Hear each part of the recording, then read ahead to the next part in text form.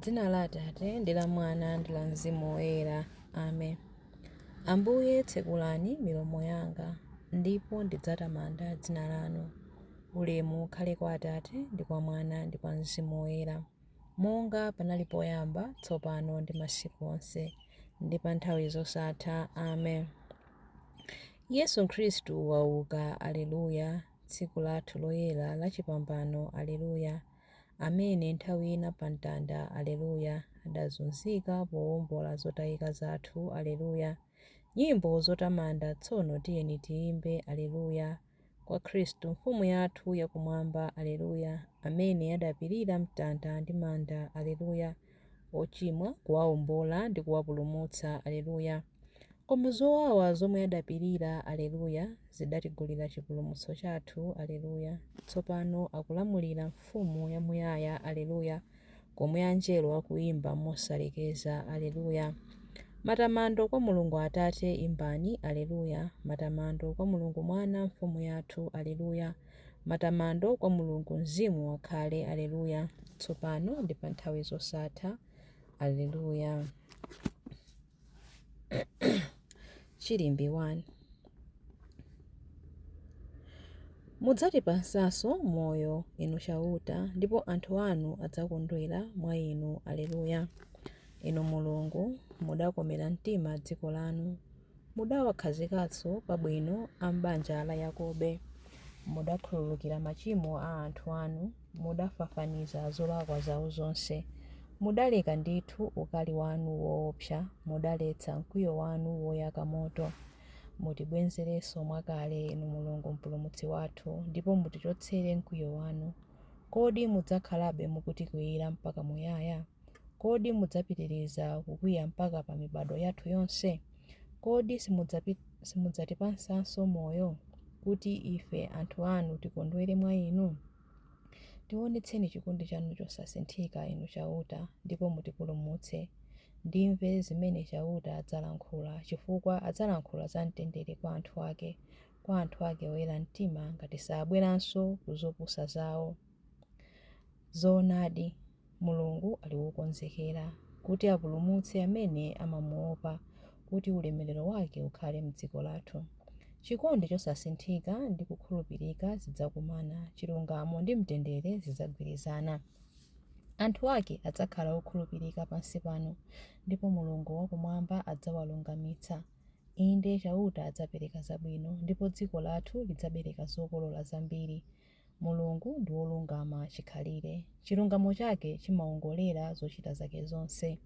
Ulemu ukhale kwa Atate ndi kwa Mwana ndi kwa Mzimu Woyera, monga panali poyamba, tsopano ndi masiku onse, ndi pa nthawi zosatha. Amen. Mudzatipatsanso moyo, inu chauta, ndipo anthu anu adzakondwera mwa inu, aleluya. Chilimbi 2. Tinayika chikhulupiriro chathu mwa chauta, ndipo adatipatsa mtendere, aleluya. Tsiku limenelo m'dziko la Yuda anthu adzayimba nyimbo iyi yakuti, tili ndi mzinda wamphamvu, Mulungu amawutchinjiriza ndi zipupa ndi malinga. Tsekulani zipata za mzinda, kuti mtundu wotsata malamulo ndi wokhulupirika ulowe. Inu chauta mumapatsa mtendere weniweni kwa amene ali ndi mtima wokhazikika. Chifukwa chokhulupirira inu anthu mukhulupirire chauta mpaka muyaya, chifukwa chakuti chauta Mulungu ndiye thanthwe losatha. Inu chauta ndinu wolungama, mumasalaza njira ya munthu womvera inu. Inu chauta ife timatsata njira ya malamulo anu, ndipo timakhulupirira inu. Mtima wathu umangolakalaka kukumbukira ndi kulemekeza dzina lanu. Mtima wanga wonse umalakalaka inu usiku. Mzimu wanga mkati mwa ine umakufunafunani. Pamene muweruza dziko lapansi, anthu onse okhalamo amaphunzira chilungamo. Inu chauta mumatipatsa mtendere, chifukwa choti zonse zimene timakhonza mumatichitira ndinu. Ulemu ukhale kwa Atate ndi kwa Mwana ndi kwa Mzimu Woyera, monga panali poyamba, tsopano ndi masiku onse, ndi pa nthawi zosatha. Amen. Tinayika chikhulupiriro chathu mwa chauta, ndipo adatipatsa mtendere, aleluya. Chilimbi 3. Nthaka yabereka zipatso zake, anthu onse asangalale ndi kuyimba ndi chimwemwe, aleluya. Inu Mulungu mutikomere mtima ndi kutidalitsa. mutiwunikire ndi chikondi chanu, njira yanu idziwike pa dziko lonse lapansi, chipulumutso chanu chidziwike pakati pa mitundu yonse. Mitundu ya anthu ikutamandeni inu Mulungu, mitundu yonse ya anthu ikuyamikeni, mitundu ya anthu isangalale ndi kuyimba ndi chimwemwe, chifukwa inu mumaweruza anthu mwachilungamo ndi kuwatsogolera pa dziko lapansi. Mitundu yonse ya anthu ikutamandeni inu Mulungu, mitundu yonse ya anthu ikuyamikeni. Nthaka yabereka zipatso zake. Mulungu wathu watidalitsa. Inde Mulungu watidalitsa. Anthu onse akumathero a dziko lapansi apembedze Iye. Ulemu ukhale kwa Atate ndi kwa Mwana ndi kwa Mzimu Woyera, monga panali poyamba, tsopano ndi masiku onse ndi pa nthawi zosatha. Amen. Nthaka yabereka zipatso zake. Anthu onse asangalale ndi kuyimba ndi chimwemwe. Aleluya. Mawu a Mulungu. Mawu akuchokera mu buku la Ntchito za Atumwi 13 verse 30 mpaka 33. Mulungu adamuukitsa Yesu kwa akufa, ndipo pa masiku ambiri adakhala akuonekera kwa anthu aja amene adamuperekeza ku Yerusalemu kuchokera ku Galileya.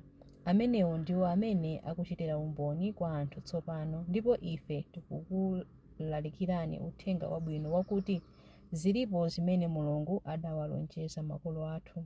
Tsono zimene adalonjezazo Iye watichitira ifeyo, zidzukulu zawo, poukitsa Yesu kwa akufa, monganso mudalembedwera mu Salimo lachiwiri kuti iwe ndiwe mwana wanga, ine lero ndakubala. Mawu a Ambuye. Tithokoze Mulungu. Chiyankho. Ambuye auka m'manda. Aleluya, aleluya. Ambuye auka m'manda. Aleluya, aleluya. Adapachikidwa pa mtanda chifukwa cha ife. Aleluya, aleluya. Ulemu ukhale kwa Atate ndi kwa Mwana ndi kwa Mzimu Woyera. Ambuye auka m'manda. Aleluya, aleluya. Chilimbi cha nyimbo ya Zakariya. Zoona ndikunena kwa inu, Mose sadakupatseni buledi wakumwamba, Atate anga amakupatsani buledi woona wochokera kumwamba. Aleluya. Adalitsike Ambuye Mulungu wa Israeli, wadzayendera anthu ake ndi kuwawombola. Watiukitsira ife mpulumutsi wamphamvu, nyumba ya Davide mtumiki wake, monga adalonjezera ndi milomo ya anthu oyera, iwo amene adali aneneri pa nthawi yakale. Mpulumutsi amene adzatimasula ife kwa adani athu, ku manja onse amene amadana nafe. Choncho chikondi chake pa makolo athu chakwaniritsidwa, ndiponso chipangano chake choyera chakumbukiridwa. Adalumbira kwa Abrahamu atate athu kuti adzatilola ndi ufulu kumantha, ndi kupulumutsidwa m'manja mwa adani athu, kuti tithe kumutumikira Iye mkuyera ndi mwachilungamo masiku onse a moyo wathu pamaso pake.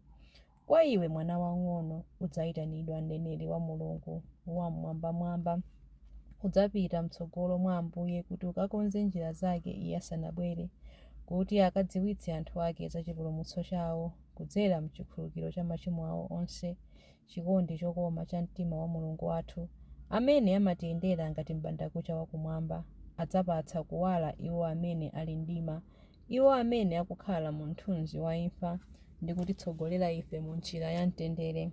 Ulemu ukhale kwa Atate ndi kwa Mwana ndi kwa Mzimu Woyera, monga panali poyamba, tsopano ndi masiku onse ndi pa nthawi zosatha. Amen. Zoona ndikunena kwa inu, Mose sadakupatseni buledi wakumwamba, Atate anga amakupatsani buledi woona wochokera kumwamba. Aleluya. Mapemphero. Ndi mphamvu za Iye mwini, Khristu anadzutsa tembere la thupi lake pamene lidawonongedwa mu imfa. Ndi chimwemwe tiyeni timpemphe. Ambuye, gawanani nafe zipatso za chipambano chanu. Khristu mpulumutsi wathu, pamene mudaukanso mudabweretsa kwa azimayi oyera pamodzi ndi apostoli nkhani yosangalatsa ya dziko lowomboledwa. Tisandutseni kukhala mboni za moyo wanu wouka. Ambuye, gawanani nafe zipatso za chipambano chanu. Mudalonjeza anthu onse kuti tidzaukanso ku moyo watsopano. Tisandutseni kukhala ofalitsa uthenga wanu wabwino. Ambuye, gawanani nafe zipatso za chipambano chanu. mudadzisonyeza nokha kwa apostoli anu ndi kupumira mpweya wa Mzimu Woyera pa iwo. Konzani mwatsopano kuti Mzimu Wolenga ameneyu azipezeka mwa ife. Ambuye gawanani nafe zipatso za chipambano chanu. Mudalonjeza kuti mudzakhala nawo ophunzira anu mpaka kumalekezero a dziko. Mukhale nafe lero ndipo mukhale nafe nthawi zonse. Ambuye gawanani nafe zipatso za chipambano chanu. Ambuye gawanani nafe zipatso za chipambano chanu pamene tikupemphera kuti: Atate athu muli mmwamba, dzina lanu liyeretsedwe, ufumu wanu udze, kufuna kwanu kuchitidwe monga kumwamba choncho pansi pano. Mutipatse ife lero chakudya chathu cha lero. Mutikhululukire ife zochimwa zathu monga ifenso takhululukira adani athu. Musatisiye ife mchinyengo, koma mutipulumutse ife kwa zoyipa. Amen. Tipemphere. Atate, mwawatsekulira ufumu wakumwamba kwa iwo amene adabadwanso mwa madzi ndi Mzimu. Wonjezerani mphatso yanu yachikondi mwa ife. Onse amene adapulumutsidwa ku tchimo kudzera mu ubatizo athe kulandira zonse zimene mudalonjeza. Ndikupempha izi kudzera mwa Ambuye athu Yesu Khristu mwana wanu, amene ali ndi moyo ndi ufumu limodzi nanu ndi Mzimu Woyera, Mulungu tsopano ndi pa nthawi zosatha. Amen. Ambuye atidalitse, atiteteze ife ku zoyipa zonse ndi kutifikitsa ku moyo wosatha. Amen. Dzina la Atate ndi la Mwana ndi la Mzimu Woyera. Amen.